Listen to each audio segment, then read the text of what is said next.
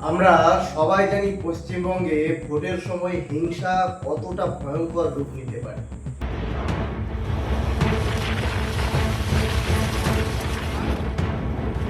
এবং বিগত বেশ কয়েকটি নির্বাচনে প্রশাসনের শীর্ষ স্তরে বড় কোনো পরিবর্তন না হওয়ায় সাধারণ মানুষের মধ্যে ভয় ও অনিশ্চয়তা থেকেই গেছে।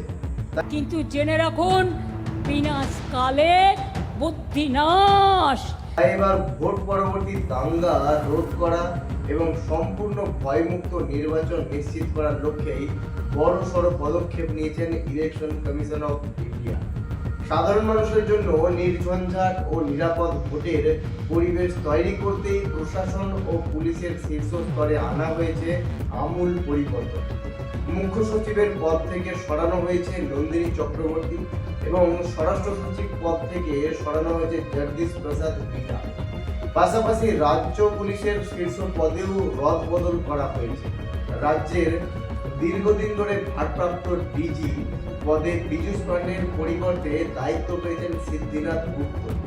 কলকাতা পুলিশের কমিশনার পদে সুপ্রতিম সরকারের জায়গায় দায়িত্বে এসেছেন অজয় কুমার নন্দ। এছাড়া এডিজি আইন শৃঙ্খলা পদ থেকে সরানো হয়েছে বিনীত গোয়েলকে এবং তার জায়গায় দায়িত্বে এসেছেন অজয় কুমার রানারে।